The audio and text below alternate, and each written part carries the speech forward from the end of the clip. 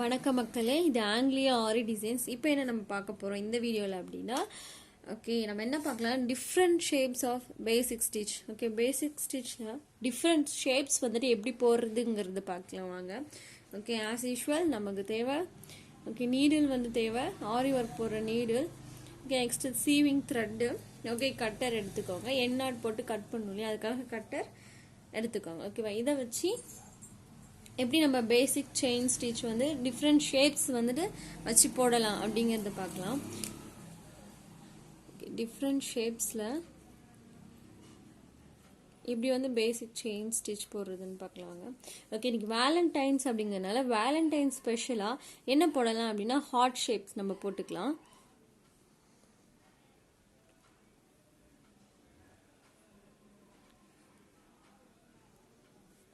Okay, இந்த ஹார்ட்டை இதுதான் இப்போ வந்து நம்ம போட போகிறோம். ஓகே, எப்பவும் போல் நம்ம சீவிங் த்ரெட்டில் என்ன போட்டுக்கலாம் அப்படின்னா நாட் வந்து நம்ம போட்டுக்கலாம். த்ரெட்டில் இந்த மாதிரி நான் வந்து நாட் போட்டு எடுத்துக்கிட்டேன். நம்ம எப்போவுமே பேசிக் செயின் ஸ்டிச் போடுவோம் இல்லைங்களா, அதே மாதிரி தான். ஆனால் அந்த கர்வ்லலாம் எப்படி வளைக்கிறது என்னங்கிறத பார்க்கலாம். இந்த ஷார்ப்னஸ்லாம் எப்படி போடுறது த்ரெட் எடுத்துகிட்டு வந்துட்டு அப்படிங்கிறத பார்க்கலாம். இப்போ இந்த இடத்துலேருந்து ஸ்டார்ட் பண்ணுறீங்க அப்படின்னா, இந்த இடத்துலேருந்து நான் ஸ்டார்ட் பண்ணுறேன். இங்கே பாருங்கள், எடுத்துகிட்டு இதில் குட்டியாக ஒரு செயின் ஸ்டிச் வந்து நம்ம போட்டுக்கலாம். ஓகேங்களா, அப்போ தான் வந்துட்டு அந்த இது வந்து நல்லா தெரியும். ஸோ அதனால் இந்த இடத்துல என்ன பண்ணுறோம் அப்படின்னா குட்டியாக ஒரு செயின் ஸ்டிச் வந்து நம்ம போட்டுக்கலாம். ஓகே, இந்த மாதிரி குட்டியாக நான் போட்டுக்கிட்டேன். இப்போ இது ஃபுல்லாகவே இந்த டிசைன் ஃபுல்லாகவே நான் இப்போ வந்து இந்த செயின் ஸ்டிச் போட போகிறேன். அந்த கர்வில் எப்படி கொண்டுட்டு போகிறோங்கிறது தான் நல்லா தெரிஞ்சுக்கணும்.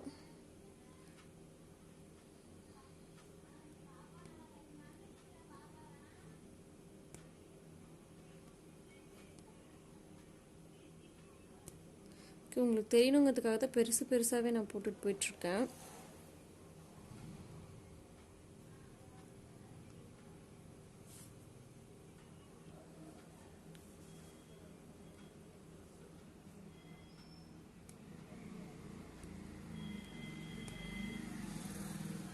அந்த லைன் மேலேயே போட்டுட்டு போங்க. ஓகேங்களா, அந்த கர்வ் வரப்போ கொஞ்சம் பெருசாக போட்டுட்டு இருந்தீங்களே, கர்வ் வரப்போ என்ன பண்ணணும் அப்படின்னா கொஞ்சம் சின்ன ஸ்டிச்சஸாக வந்து போடணும். கர்வ் வரப்போ வந்து பெருசாக போட்டுறக்கூடாது, அது வந்துட்டு லைக் லைன் மாதிரி வந்துடும். ஸோ அப்படியே நீங்கள் வந்து என்ன பண்ணலாம், நீடில் வந்து டேர்ன் பண்ணிக்கலாம். இப்போ இதை பார்த்து தானே நான் போட போகிறேன், ஸோ அதனால் நான் டேர்ன் பண்ணிக்கிட்டேன். ஓகே, இந்த இடத்துலலாம் வந்துட்டு குட்டியான ஸ்டிச்சஸ் வந்து போடுங்க, அப்போ தான் வந்துட்டு அந்த கர்வ் வந்து நல்லா தெரியும். இல்லை அப்படின்னா அது வந்து லைன் மாதிரி மாறும். நீங்கள் பெருசாக போட்டிங்க அப்படின்னா அது லைன் மாதிரி வந்துடும். அதனால் குட்டியாகவே போடுங்க. இப்போ வந்துட்டு இந்த லைனுக்கு இப்போ நான் உள்ளே வரேன், உள்ளே எடுத்துகிட்டு வந்து போடணும் இல்லைங்களா, அந்த மாதிரி தானே நம்ம டிசைன்ஸ் மேக் பண்ணியிருக்கோம். ஸோ இந்த மாதிரி போட்டுட்டு இங்கே என்ன பண்ணுறோம் அப்படின்னா லைக் சின்னதாக, ஓகே, இங்கேயே வந்துட்டு ஒரு குட்டியாக ஒரு ஸ்டிச் வந்து நான் போட்டுட்டு இப்போ இதிலேருந்து நீங்கள் அப்படியே இந்த கர்வுக்காக மட்டும் நீங்கள் சின்ன ஸ்டெயின் ஸ்டிச்சஸாக போடணும். பெருசாக போட்டுட்டோம் அப்படின்னா அது வந்து எப்படி இருக்குன்னா இட்ஸ் லைன் மாதிரி இருக்கும். இப்போ நான் பாருங்கள் பெருசாக ஸ்டிச் போடுறேன் அப்படின்னா இப்போ எப்படி இருக்கும் அப்படிங்கிறத உங்களுக்கு நான் காட்டுறேன். இப்படி நான் இப்படி பெருசாக போடுறேன் அப்படின்னா இங்கே பாருங்கள், இப்போ நான் பெருசாக போட்டிருக்கேன். ஸோ ஆனால் அது எப்படி இருக்குன்னு பாருங்கள், அந்த செயின் ஸ்டிச் வந்து எப்படி இருக்குன்னு பாருங்கள். இந்த லைன்லேயே வரல, அது லைனை விட்டு கொஞ்சம் வந்து என்ன பண்ணிருக்கேன்னா தள்ளி தான் வந்திருக்கு. இங்கே பாருங்கள், இங்கே பாருங்கள் எப்படி இருக்குது பார்த்தீங்களா. ஸோ இது வந்து லைனை வந்துட்டு ஃபில் பண்ணாது, ஸோ அந்த டிசைனை ஃபில் பண்ணாது. ஸோ இப்படி ஸ்ட்ரெயிட்டாக போடுறதால இப்படி இழுத்து நான் போடுறப்போ அது என்ன, அந்த பெரிய ஸ்டிச் என்ன ஆகும் அப்படின்னா அதுக்கு வந்து கர்வ்லே வராது.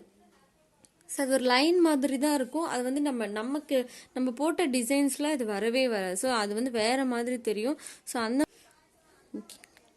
இப்போ பாருங்கள், இப்போ வந்துட்டு என்ன ஆகுது அப்படின்னா இப்போ இங்கே வந்துட்டு ஹோல் விழுந்திருக்கும். இப்போ நான் ஒரு இது போட்டிருக்கேங்களா, லைட்டாக ஹோல் விழுந்திருக்கும்.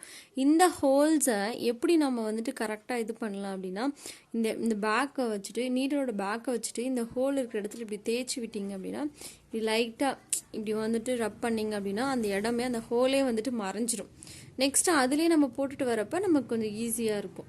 ஸோ இந்த ஹோல் மறையணும் அப்படின்னா நீங்கள் போட்டுட்டு கண்டிப்பாக எல்லோரும் மிஸ்டேக்ஸ் பண்ணுவீங்க ஸ்டார்டிங்கில். ஸோ போட்டுட்டு அந்த இடத்துல ஹோல் வந்துருச்சு அப்படின்னா அதை மறைக்கிறதுக்கு, அது போகிறதுக்கு அது போகிறதுக்கு என்ன பண்ணலாம் அப்படின்னா, இப்படி நீடிலோட பேக் சைடு வச்சுட்டு இப்படி ரப் பண்ணணும். அந்த இடத்த ஹோல் விழுந்த இடத்த இப்படி லைட்டாக ரப் பண்ணணும் அப்படின்னா அந்த ஹோல்ஸ் வந்து மறைஞ்சிடும். இங்கே பாருங்கள், இப்போ உங்களுக்கே தெரியும் நினைக்கிறேன், ஹோல்ஸ் வந்து மறைஞ்சிச்சு.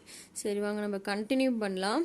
ஸோ சின்ன சின்ன இந்த கர்வ்லலாம் என்ன பண்ணோம்னா குட்டி குட்டி ஸ்டிச்சஸாக போடணும், பெரிய பெரிய ஸ்டிச்சஸாக வந்து போட்டுறக்கூடாது. ஸோ அது டிசைன்ஸே என்ன பண்ணிடும் அப்படின்னா மாற்றிடும். ஸோ இந்த மாதிரி தான் எல்லாமே இந்த திலகம் ஷேப்பு இல்லை வேறு எந்த மாதிரி ஷேப்ஸ் பண்ணாலும் அந்த ஷேப்ஸ்க்கு ஏற்ற மாதிரி நம்ம செயின் ஸ்டிச்சஸை வந்து அந்த சைஸஸ் வந்து நம்ம கம்மி பண்ணிக்கணும். இப்போ இதே ஸ்ட்ரெயிட் லைன்ஸாக இருந்துச்சுன்னா நம்ம வந்து லைன் பெருசாக போட்டுட்டு போயிட்டே இருக்கலாம் செயின் ஸ்டிச். இதே வந்து நிறைய கர்வ்ஸ் வருது அப்படிங்கிறப்போ நம்ம என்ன பண்ணலாம் அப்படின்னா சின்ன சின்ன அந்த இடத்துலலாம் ரொம்ப குட்டி குட்டியான செயின் ஸ்டிச் வந்து போடணுங்க. அப்போ தான் வந்துட்டு கரெக்டாக அந்த டிசைன்ஸ் வந்து வரும். இப்போ நான் இந்த இடத்துல என்ன பண்ணலாம் அப்படின்னா கொஞ்சம் லாங்காகவே போட்டுக்கலாம் இந்த செயின் ஸ்டிச். ஏன்னா இது கொஞ்சம் ஒரு லைன் மாதிரி தானே இருக்குது. ஸோ இது வந்து கர்வ் இல்லை இல்லையா. ஸோ அதனால் நான் வந்துட்டு இந்த மாதிரி கொஞ்சம் பெருசாகவே போட்டுக்கலாம். இதுக்கு வந்து சின்ன குட்டி செயின் ஸ்டிச் வந்து போடணுன்றதில்ல, பெருசாகவே போட்டுக்கலாம். ஓகே, இங்கே வந்து முடிக்க போகிறேன். இந்த லாஸ்ட்டு போகிறதுக்கு முன்னாடி ஒரு குட்டி செயின் ஸ்டிச் வந்து அந்த இடத்துல போட்டுக்கோங்க. ஒரு செயின் ஸ்டிச் போட்டுட்டேன். இப்போ நீங்கள் வந்து என் நாட் போடணும் அப்படின்னா இந்த டிசைனோட அவுட்டரில் என் நாட் போட்டுறக்கூடாது, உள்ளே தான் வந்துட்டு என் நாட் போடணும். நான் ஆல்ரெடி என் நாட் எப்படி போடுறது அப்படிங்கிற வீடியோஸ் வந்துட்டு போட்டிருக்கேன், அவன் செக் பண்ணிக்கோங்க. இவ்வளோதாங்க. இதில் எக்ஸ்ட்ரா இந்த மாதிரி வந்துருச்சு அப்படின்னா அதையும் நான் சொல்லியிருக்கேன். இந்த மாதிரி எக்ஸ்ட்ரா வந்துட்டா எப்படி வந்து அதை வந்து இது பண்ணுறது அப்படின்னா திரும்ப அதுலேருந்து இன்னொரு ஸ்டிச் போட்டுக்கலாம். இப்போ இந்த எக்ஸ்ட்ரா வந்துருச்சு. ஸோ இதுலேருந்து என்ன பண்ணலாம்னா இது விட்டுட்டு இப்படி விட்டுட்டா இது ஒரு மாதிரி நல்லா இல்லை இல்லைங்களா. ஸோ இதுலேருந்து என்ன பண்ணிக்கலாம் அப்படின்னா இன்னொரு என் நாட் வந்து போட்டுக்கலாம். இங்கே போட்டதில் எக்ஸ்ட்ரா வந்ததுலேருந்து என்ன பண்ணிக்கலாம் அப்படின்னா இன்னொரு என் நாட் வந்து நம்ம போட்டுக்கலாம். இப்போ பாருங்கள், நான் ஒன்று வந்துருச்சு. ஸோ அதுலேருந்து எப்படி இன்னொரு என் நாட் போடுறோன்னா திரும்ப அதே மாதிரி தான், நம்ம எப்போவுமே எப்படி என் நாட் போடுறோமோ அதே மாதிரி தான் போட்டாச்சு. ஸோ வேலண்டைன் ஸ்பெஷலாக இன்றைக்கி வந்துட்டு ஹார்ட் ஷேப் ட்ரை பண்ணியிருக்கோம். இதே மாதிரி நிறைய சர்க்கிளு, நிறைய ஷேப்ஸ், ஹெக்ஸஹானு, இந்த மாதிரி திலகம் ஷேப், இது மாதிரி நிறைய ஷேப் வந்து ட்ரை பண்ணுங்கள். நீங்கள் ட்ரை பண்ண தான் கண்டிப்பாக உங்களுக்கு வந்து ப்ராக்டிஸ் ஆகும்.